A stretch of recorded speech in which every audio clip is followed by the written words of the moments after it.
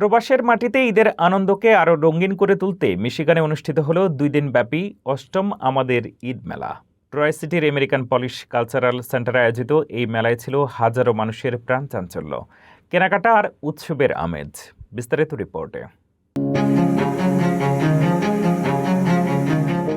16 ও 17 মে অনুষ্ঠিত এই ঈদ মেলায় অংশ নেন মিশিগানের বিভিন্ন শহর থেকে আসা প্রবাসী বাংলাদেশিরা। পোশাক, জুয়েলারি, কসমেটিক্স, হোম ডেকর ও বাহারি খাবারের স্টল ঘুরে দেখেন দর্শনার্থীরা।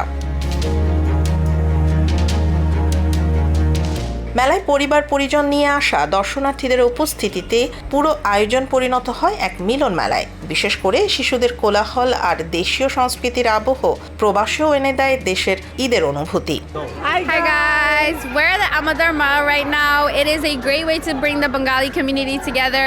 We have Sip and Dip Boba here. I vendor for weddings, birthday parties or whatever, so you guys can find us on Instagram at Sip and Dip Boba.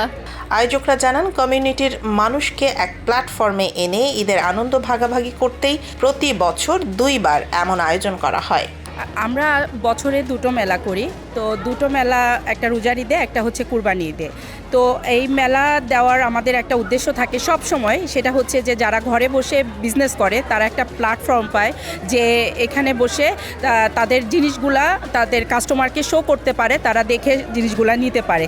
আর এখানে তো এখন অনেক মেলা হয়, যার কারণে কাস্টমাররা চুজ করে, মানে বিভিন্ন জায়গায় যায়, বিভিন্ন মেলাতে যায়, তারা চুজ করে তাদের জিনিসগুলা তারা কিনতে পারে। আসলে মেলা হচ্ছে একটা, মানে সবাইকে একটা আনন্দ দেওয়া, শুধু বিজনেস না, এটা আমরা একটা ঈদের আমেজ সবার সাথে আমরা ভাগ করে নিই। ঈদের আমেজ প্রবাস জীবনের ব্যস্ততার মাঝেও এমন আয়োজন বাংলাদেশি কমিউনিটির মধ্যে তৈরি করছে আনন্দ, সম্প্রীতি আর সাংস্কৃতিক বন্ধন।